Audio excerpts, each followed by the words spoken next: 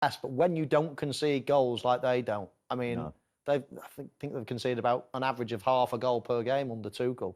I mean, that's a really impressive stat. And if you don't concede goals, then you're going to be right up near the top of the table at the end. And then add to that somebody that scores goals for fun and any types of goals. I mean, you can cross the ball. He's strong from crosses. You can now ping it into him and he can hold the ball up. He can turn. He can run at players. He can sprint in behind. He can virtually score any type of goal. And when you've got someone like that in your team, then they're match winners. Well, Michael, talk us through his first goal. How good was this? It was a brilliant goal from start to finish. Kovacic in the middle here, picking the ball up in his own third. But the composure, the confidence, breaks free of Aston Villa's midfield and then plays a quite magnificent ball. I mean, it's an absolute brilliant ball, and we'll see it in a bit more detail. But then Lukaku, I mean, he obviously could have hit it with his left foot. It's his strong foot. He had the far corner, the near post, either of those to aim for. I would expect him to hit it hard and low into that far corner. But when you're confident, you always seem to make the right decision. And he makes the defender, Twanzebe, dive in, opens up the goal even more, makes the finish an even easy one. But Andy, as a midfield player, you've got to be loving that for a pass. That is a very, very special pass, that is.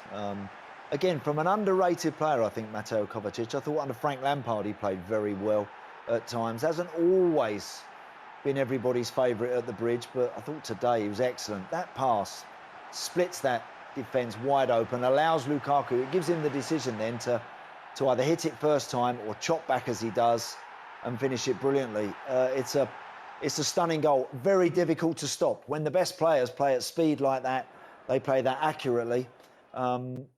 It's very, very difficult to deny, and Villa couldn't do a lot about it. They couldn't, and you were just saying Kovacic was pretty impressive, and he was the one... Beautiful finish as well, that pretty much, you know, when you score the goal so soon after half-time, that would have been a positive for Villa. Believe it or not, even though you're 1-0 down, it would have been a positive atmosphere there. Yeah. We're creating chances, we can get back into this game.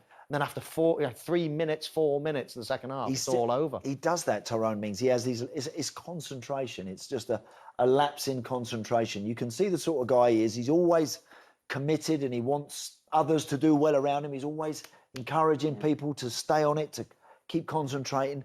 And then he lacks that himself at times. He does. He kind of dwells in situations and really poor decision and capitalised perfectly by Kovacic.